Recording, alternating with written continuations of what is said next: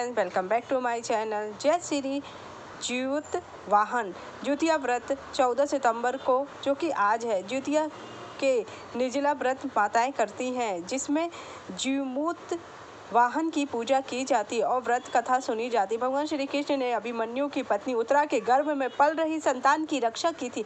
आइए जानते हैं ज्यूतिया व्रत कथा या जीवित व्रत कथा के बारे में।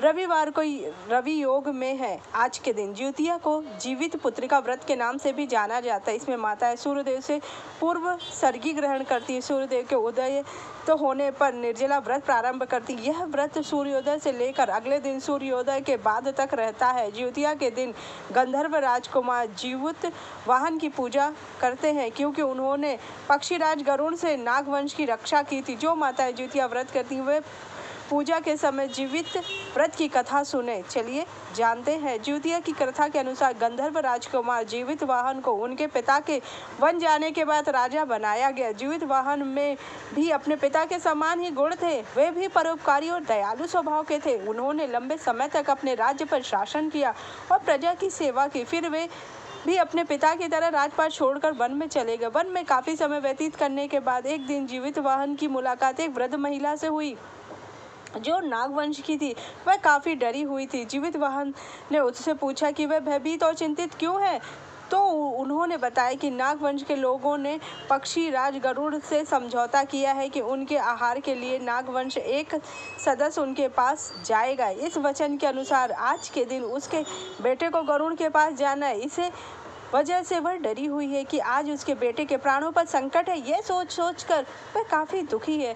तब जीवित वाहन ने कहा, तुम परेशान ना हो माता, तुम्हारे बेटे को कुछ नहीं होगा। तुम्हारे बेटे के बदले वह स्वयं पक्षीराज गरुड़ के पास जाएंगे। जीवित वाहन उनका आहार बनने के लिए तैयार थे। उनकी बातों को सुनकर वह वृद्ध महिला शांत हुई और बेटे के बचने की खुशी उसके चेहरे पर दिखाई देने लगी। उस दिन पक्षीराज गरुड़ के पास नागवंश के सदस्य के जाने का समय आया तो जीवित वाहन स्वयं वहां पहुंच गए। जीवित वाहन ने अपने शरीर को लाल रंग के कपड़े से लपेट रखा था। पक्षीराज गरुड़ आए और जीवित वाहन को अपने मजबूत पंजों में पकड़ लिया और अपने साथ ले उड़े। गरुड़ ने देखा कि जीवित वाहन दर्द से चीख और रो रहे हैं। तब गरुड़ एक स्थान पर रुके तो जीवित वाहन ने उनको सारी घटना बताई। जीवित वाहन की दया और परोपकार की भावना से पक्षीराज गरुड़ काफी प्रभावित हुए। उन्होंने जीवित वाहन को जीवन दान दे दिया।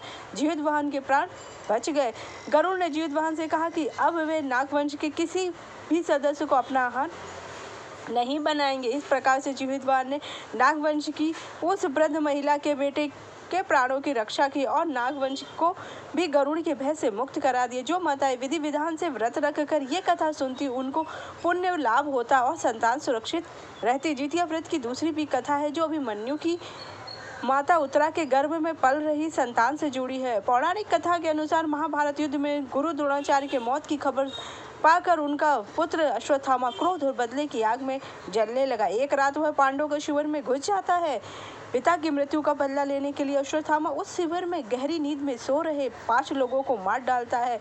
वो सोचता है कि उसने 5 पांडवों को मार डाला, लेकिन वे सभी पांडवों की संतानें थी। जब यह बात अश्वत्थामा को पता चली तो वह अभिमन्यु की पत्नी उत्तरा के गर्भ में पल रहे शिशु के ऊपर ब्रह्मास्त्र चला दिया। रक्षा करने के लिए उसने फिर से जीवित करने वह गर्भ में मर फिर से जीवित हो जाता। इस वजह से उसका नाम जीवित पुत्रिका पड़ जाता। हालांकि वह राजा परीक्षित कहलाता, जिसे भगवान श्री कृष्ण ने उसके प्राणों की रक्षा की। इस घटना के बाद से ही माताएं अपनी संतान की रक्षा के लिए जीवित पुत्रिका व्रत करने लगती हैं। इस प्रकार से जीवित पुत्रिका व्रत के प्रभाव से राजा परीक्षित के प्राण बच जाते हैं और भगवान श्री कृष्ण उनकी सहायता करते हैं। जो भी माताएं आज के दिन व्रत रख के अपने संतान के लिए प्रार्थना करती हैं, उनके लिए भगवान जरूर प्रार्थना सुनते। अगर मेरी जानकारी अच्छी लगी, मेरे चैनल को like subscribe share. Thank you.